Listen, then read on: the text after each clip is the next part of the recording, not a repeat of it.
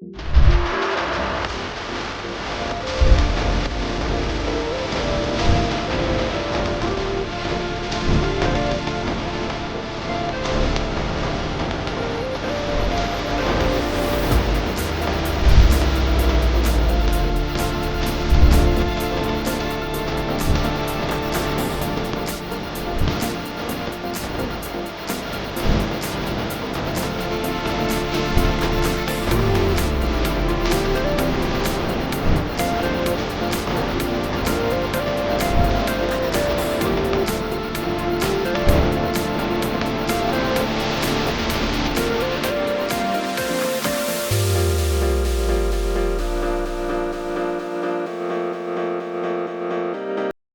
the certified assistant faculty of Transco Solutions. Also, I am the ex-student of Transco Solutions. నేను ఇక్కడే coaching తీసుకొని pass అయ్యి and ఇక్కడ institute యొక్క rules and regulations కానీ subject knowledge కానీ నాకు ఎవ్రీథింగ్ నచ్చి నేను మళ్ళీ ఇక్కడ వేకెన్సీకి అప్లై చేశాను అసిస్టెంట్ ఫ్యాకల్టీగా. అండ్ ఇక్కడ స్టూడెంట్ అయ్యి ఉండి ఎక్స్పీరియన్స్ లేకపోయినా సార్ నేను కన్సిడర్ చేసి సార్ స్టూడెంట్స్కి ఇచ్చే సబ్జెక్ట్ నాలెడ్జ్ మీద సార్కి ఒక బిలీవ్ చేసి సార్ నన్ను రిక్రూట్ చేసుకున్నారు. Thank you so much sir for that. And ఇక్కడ జాయిన్ అయిన తర్వాత స్టూడెంట్స్కి ఆ సబ్జెక్ట్ నాలెడ్జ్ గెయిన్ చేయడానికి నేను హెల్ప్ చేస్తున్నాను. అండ్ త్రూ దట్ నేను కూడా సబ్జెక్ట్ నాలెడ్జ్ గెయిన్ చేస్తూ సార్ వర్క్స్లో హెల్ప్ చేస్తూ యాజ్ ఎ పార్ట్ ఆఫ్ స్టూడెంట్స్ని ట్రైన్ చేయడంలో యాజ్ ఎ పార్ట్ అవ్వడం నాకు చాలా హ్యాపీనెస్ ఉంది. And if anyone wants to join in Transco Solutions for the medical coding career, without any doubt, you can join and you can achieve your dreams like me. I'm Shanti Jyoti అండి. Administration part అంతా మేము చూసుకుంటా ఉంటాను. నేను main thing వచ్చి ఇక్కడ discipline గురించి చెప్తున్నారు, స్ట్రిక్ట్ గురించి చెప్తున్నారు. ఇవన్నీ కూడా ఉంటేనే సిపిసి క్రాక్ చేయటం ఈజీ అవుతుంది. సో ఈచ్ పాయింట్ అనేది ఇంటర్లింక్డ్ గా ఎగ్జామ్ బేసిస్ మీద హెల్ప్ అవుతుంది అనమాట వీళ్ళకి. సో ఇప్పుడు మీరు చూస్తున్నది ల్యాబ్, సిస్టమ్స్ ల్యాబ్. సో ఇక్కడ వీళ్ళకి మేము ప్రాక్టీస్ చేపించేది పేపర్ మీద ఎగ్జామ్స్ ప్రాక్టీస్ చేపిస్తాం, యాజ్ వెల్ యాజ్ ఇప్పుడు ఫ్యూచర్ కి టెక్నాలజీని బట్టి మీకు ఎగ్జామ్ ప్యాటర్న్స్ మారుతున్నాయి, దాన్ని బట్టి కూడా సిస్టమ్స్ లో కూడా ప్రాక్టీస్ చేపిస్తాం. ప్రాక్టీస్ అంటే వాళ్ళలో ఉండే బెస్ట్ ని అవుట్పుట్ ని బయటకు తీయడానికి చూస్తాం, యాజ్ వెల్ యాజ్ వాళ్ళలో ఉండే డ్రాబ్యాక్స్ ని అవుట్కమ్ చేయడానికి, వాళ్ళకు ఉండే ఫియర్ ని పోగొట్టడానికి, కాన్ఫిడెన్స్ ఇప్పించడానికి కూడా మేము ప్రాక్టీస్ చేస్తాం. ఇప్పుడు మీరు ఇన్ అండ్ అరౌండ్ చూస్తే మేము ఫ్యాకల్టీస్, అసిస్టెంట్ ఫ్యాకల్టీస్ వీళ్ళకి గైడ్ చేయడానికైనా మీరు చూస్తూ ఉంటే తెలుస్తూ ఉంటుంది, ఎవరో ఒకరు మానిటర్ చేస్తూనే ఉంటాం each and everything. Time management రావాలి అంటే ఎగ్జామ్ క్రాక్ చేయడానికి time manages is most important. Subject knowledge ఎలా మధుసూదన్ సార్ ఇస్తున్నారో టైం మేనేజ్మెంట్ మీద కూడా ఫుల్ ఫోకస్ పెడతారు సార్. ఫోకస్ పెట్టినప్పుడు వాళ్ళు ఏ రిజల్ట్ అయినా each and every test result monitor చేస్తారు. ఇన్ కేస్ మార్క్స్ తక్కువ వస్తున్నాయంటే రిపిటేషన్స్ పెట్టిస్తారు. Repetitions 1 or 2 times repeated practice చేయటం వల్ల సేమ్ క్వశ్చన్స్, ఒక్కొక్కసారి కొత్త క్వశ్చన్స్ ఇలాంటివన్నీ ప్రాక్టీస్ చేయించి దానికి రీజనింగ్ ఆన్సర్స్ మీద ఎక్స్ప్లెనేషన్స్ కూడా మీకు ఉంటాయి అన్నమాట. ఇవన్నీ ఇక్కడ చేయించినా కూడా మళ్ళీ వాళ్ళకి ఇంట్లో కూడా ప్రాక్టీస్ ఉండటానికి even we will forward question papers to the mail also with explanation which help them to practice at home. వాళ్ళు ప్రాక్టీస్ చేసుకోవడానికి ఇంకా ప్రాక్టీస్ చేయడానికి మేము ఇస్తానే ఉంటాం.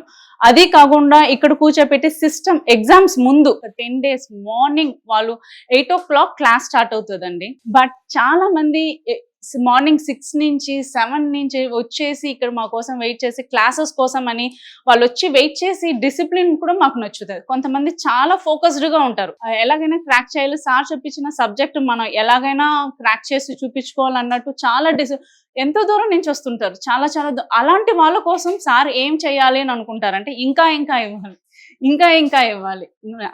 వాళ్ళని నిద్రపోనీరు, మమ్మల్ని నిద్రపోనీరు.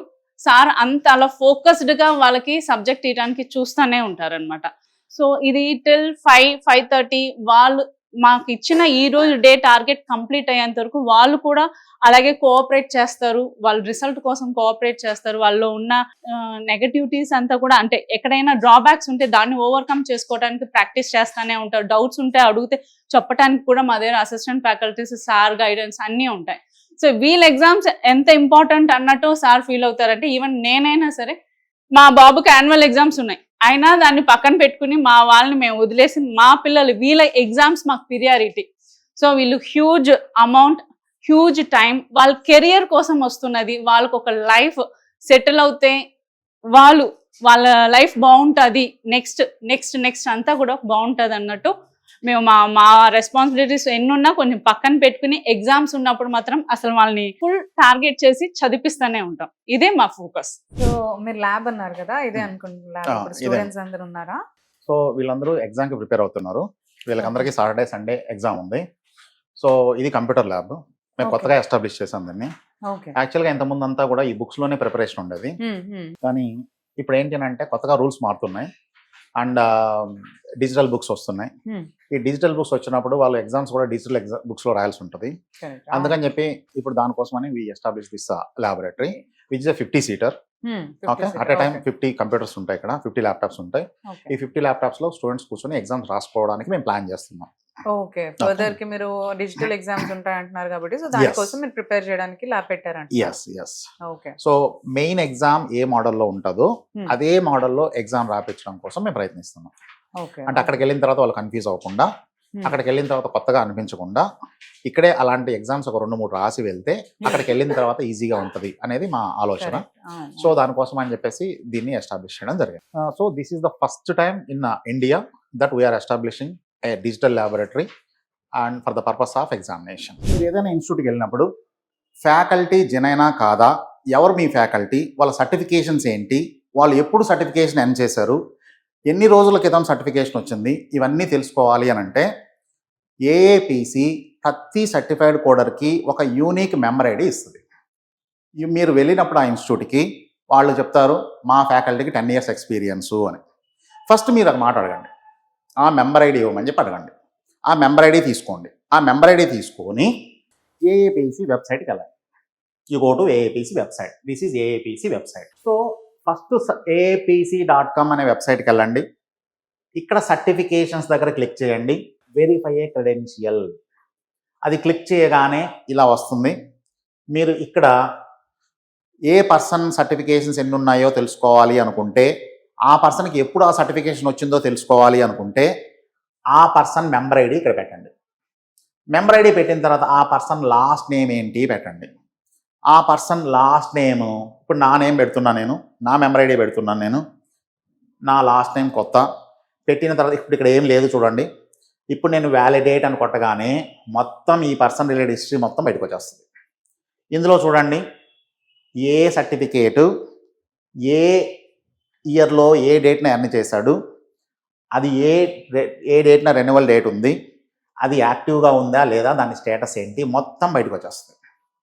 ఇప్పుడు నేను ఆల్రెడీ చెప్పాను 2008లో నేను సర్టిఫికేషన్ వచ్చింది నాకు సిపిసి సర్టిఫికేషన్ అని. ఫస్ట్ టైం ఇండియాలో ఏఏపిసి సర్టిఫికేషన్ ఎగ్జామ్ కండక్ట్ చేయడం 2008లో. ఆ కండక్ట్ చేసిన ఇయరే నేను రాశాను. ఇప్పుడు చూడండి నా సిపిసి సర్టిఫికేషన్ దగ్గర April 27, 2008 అని ఉంది. ఈ డేట్న నేను ఎర్న్ చేశాను ఈ సర్టిఫికేషన్ని. అది renewal date next year and that certification is active. అలాగే ఇక్కడ డిఫరెంట్ సర్టిఫికేషన్స్ డిఫరెంట్ డేట్స్లో అర్న్ చేసింది ఏ డేట్నా అని క్లియర్గా మీకు అనిపిస్తుంది. ఇలా వెరిఫై చేసుకొని మాత్రమే, ఫ్యాకల్టీ ఎవరు కనుక్కొని మాత్రమే జాయిన్ అవ్వండి. పోయిన బ్యాచ్లో స్టూడెంట్లే నెక్స్ట్ బ్యాచ్లో ఫ్యాకల్టీస్గా చెప్తున్నారు, మీరు మోసపోకండి అండ్ మీ డబ్బులు వృధా చేసుకోకండి. This is my humble request to you who wants to come to this field. పేరు శృతి. శృతి. ఎక్కడి నుంచి వస్తున్నారు? నిజాంపేట్. నిజాంపేట్ నుంచి. ఓకే. సో అక్కడ కూడా ఉంటాయి కదా మనకి ఇన్స్టిట్యూట్స్, మీరు ఎందుకు ట్రాన్స్పోర్ట్ ని చూస్ చేసుకున్నారు? నేను బీటెక్ బ్యాక్గ్రౌండ్ నుంచి వచ్చాను. మా ఫ్రెండ్ ఆఫీస్లో బీటెక్ బ్యాక్గ్రౌండ్ నుంచి ఇదే ఇన్స్టిట్యూట్ నుంచి జాయిన్ అయ్యారు. ఓకే. సో అలా ఇన్స్టిట్యూట్ గురించి తెలిసింది. ఇంకా గూగుల్లో సెర్చ్ చేస్తే రివ్యూస్ బాగున్నాయి. ఓకే. ఫస్ట్ ఏం ఐడియా లేదు దీని గురించి. ఇక్కడికి వచ్చాక వీళ్ళు మాట్లాడేదాన్ని బట్టి జాయిన్ అవుదామా వద్దా అనుకున్నాను. ఓకే. వీళ్ళు ఎక్స్ప్లెనేషన్ చేసిన తర్వాత ఇంకేం ఆలోచించలేదు, డెమో కూడా అటెండ్ అవ్వలేదు, డైరెక్ట్ వచ్చి జాయిన్ అయిపోయాను. ఓకే. ఎప్పటి నుంచి జాయిన్ అయ్యారు? ఎన్ని మంత్స్ అవుతుంది? 1 month అవుతుంది. 1 month అవుతుందా? సో హౌ యూ ఎలా అనిపిస్తుంది మీకు టీచింగ్ కానీ చాలా బాగుంది. టీచింగ్ ఇదంతా కూడా చాలా బాగుంది. యాక్చువల్గా ఫస్ట్ నాకు అసలు ఏం తెలియదు, మెడికల్ టెర్మినాలజీనే తెలియదు. బట్ ఇప్పుడు చాలా బెటర్. అవును, అదే మీరు బీటెక్ స్టూడెంట్ అంటున్నారు, మీకు ఏం ఐడియా ఉండదు అసలు టెర్మినాలజీస్ ఇవన్నీ. సో హార్డ్ అనిపించి ఉండొచ్చు కదా, దాన్ని మీకు ఎలా ఎక్స్ప్లెయిన్ చేస్తున్నారు, మరి అర్థం అవుతుందా మీకు? ఫస్ట్ బేసిక్ నుంచి చెప్తున్నారు, సో ఏం ప్రాబ్లం ఏం అనిపించలేదు. సో అంటే ఆల్రెడీ తెలిసిన వాళ్ళు ఉంటారు కదా, వాళ్ళతో కానీ మీకు అలా ఏమనిపించలేదు, నాకేం తెలియట్లేదు లేకపోతే డిఫరెన్స్ ఏం అనిపించట్లేదు. లేదు. సో ఈజీగా మీకు చెప్తున్నారు అంటారు. సో నోట్స్ ఇస్తారు, నోట్స్ ప్రిపేర్ అయితే ఈక్వల్ గానే ఉంటుంది అందరితో పాటు. సో అర్థమయ్యే వేలో నోట్స్ అవన్నీ ప్రెజెంట్ చేస్తారు అంటున్నారు. సో టీచింగ్ ప్రొసీజర్ అయితే మీకు ఎలా అనిపిస్తుంది? చాలా బాగుంది. ఓకే. సో హలో అండి, మీ పేరు?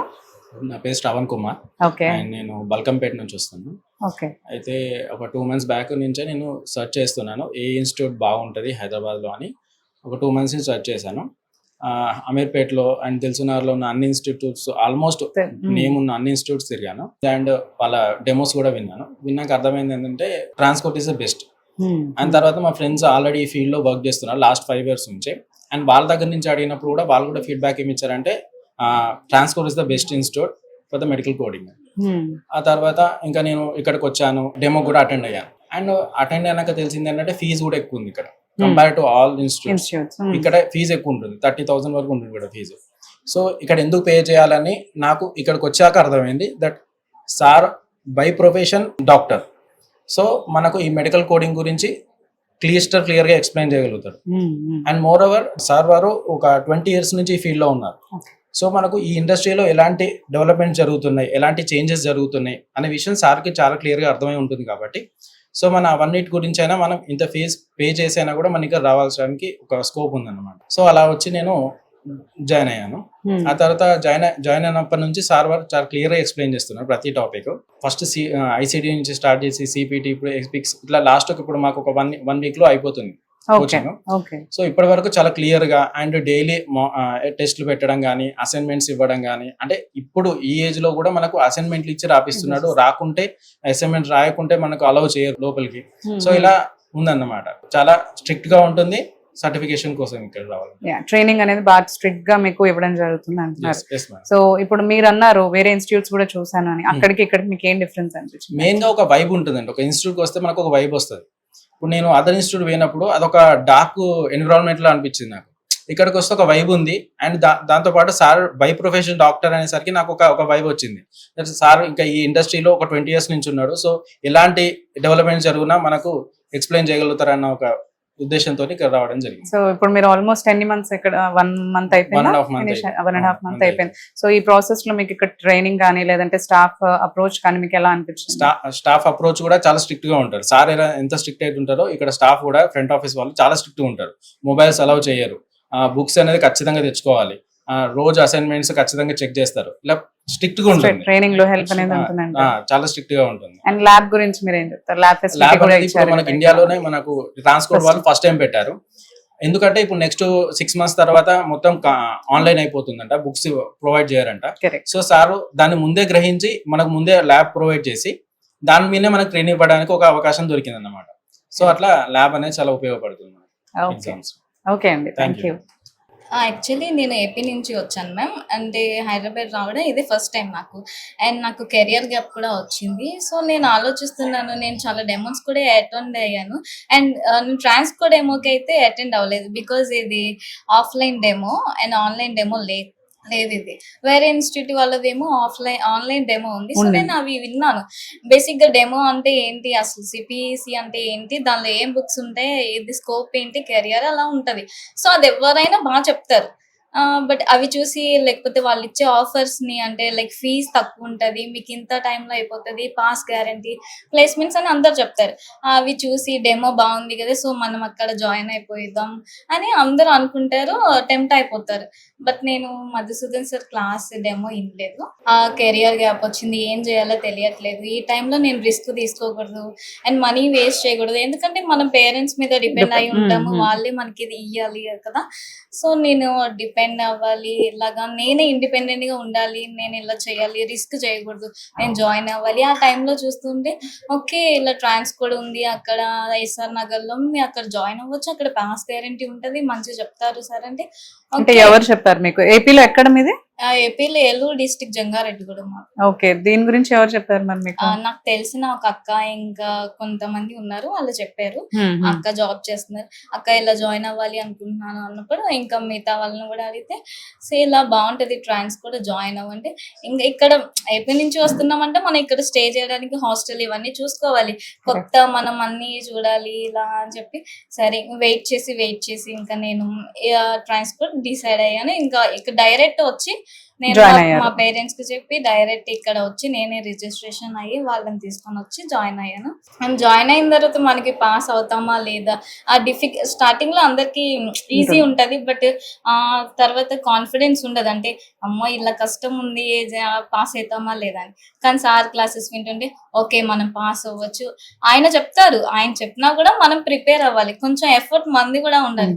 ఆయన ఎంత చెప్పినా మనకి ఎక్కకపోతే వాళ్ళు చెప్తారు కదా, వాళ్ళ మీద డిపెండ్ అయితే పాస్ అవ్వకపోతే వాళ్ళని బ్లేమ్ చేద్దాం అని ఉంటారు. బట్ మనము ప్రిపేర్ అవుతుంటే వాళ్ళని బ్లేమ్ చేయకూడదు కదా. సో మీది ఏంటి స్టడీ బ్యాక్గ్రౌండ్? మీ కెరియర్ గ్యాప్ అన్నారు కదా, non medical medical? Medical BSc MBA చేశాను. Okay okay. యాక్చువల్లీ నేను మెడికల్ కోడింగ్ ఇంటర్న్షిప్ చేశాను. సో నాకు ఏసీపీసీ సర్టిఫికేషన్ క్లియర్ చేయాలి, మెడికల్ కోడింగ్ చేశాను, నాకు కొంచెం అవేర్నెస్ ఉంది దీని మీద. కాకపోతే సిపిసి అంటే ఎగ్జామ్ ప్రిపేర్ అవ్వాలి, ఇది కంప్లీట్లీ డిఫరెంట్ ఉంటది కదా, ట్రైనింగ్ అయినా కూడా ఎగ్జామ్ కి ప్రిపేర్ అవ్వాలి. సో ఇక్కడ మీరు ఏం తెలియకుండా వచ్చానని అంటున్నారు, వచ్చిన తర్వాత మీకు టీచింగ్ అని అంటే మధుసూదన్ గారి టీచింగ్ కానీ ట్రైనింగ్ కానీ ఎలా అనిపించింది అసలు? ఇక్కడ చాలా ఈజీ అనిపించింది, ఎందుకంటే మనకు కొంచెం అవేర్నెస్ ఉంది మెడికల్ కోడింగ్ అంటే ఏంటి, ఇది అంటే ఏంటి. ఆయన చెప్పే క్లాసెస్ అటెంటివ్ గా ఉండి డిస్ట్రాక్ట్ అవ్వకుండా వింటూ ఉంటే చాలా ఈజీ అనిపిస్తుంది. లేదు అంటే మైండ్, మన బాడీ ఎక్కడున్నా మన మైండ్ ఎక్కడెక్కడో తిరుగుతూ ఉంటది. ఆ టైంలో ఆయన చెప్పిన పాయింట్స్ మిస్ అయితే మనకు కష్టంగా ఉంటది. బట్ అలా కాదు, మొత్తం క్లాస్ అయ్యే వరకు అటెంటివ్ గా ఉంటే మనకి చాలా ఈజీ అనిపిస్తుంది. మీరు ఇంకెవరికైనా సజెస్ట్ చేస్తారా ఇన్స్టిట్యూట్ జాయిన్ అవ్వాలని చెప్పేసి? డెఫినెట్ గా చేస్తాను. Okay okay, thank you. So is all my team. వీళ్ళందరూ మా టీం మెంబర్స్. వీళ్ళందరూ నాకు చాలా హెల్ప్ చేస్తూ ఉంటారు, పిల్లల్ని చదివించడంలో, వాళ్ళకి ఎగ్జామ్స్ పెట్టడంలో, వాళ్ళకి రిజల్ట్ ఇవ్వడంలో, అండ్ వాళ్ళకి స్టడీ ప్రోగ్రామ్ కండక్ట్ చేయడంలో. వాళ్ళకి రిజల్ట్ రావడానికి నేను ఎంత కష్టపడతానో వీళ్ళందరూ కూడా ఇంతే కష్టపడతారు. ఇంతమంది స్టాఫ్ ఉంటారు, ఒకరు కాకపోతే ఒకరు వచ్చి చదివించడం కానీ, పిల్లలందరినీ డిసిప్లిన్గా కూర్చోబెట్టడం కానీ, అండ్ వాళ్ళకి ఎగ్జామ్స్ కండక్ట్ చేసిన తర్వాత వాళ్ళ పేపర్స్ కరెక్షన్ చేయడం కానీ, వీటన్నిటిలోనూ మా టీం అంతా సపోర్ట్ చేస్తుంది. So this is my team. Thank you.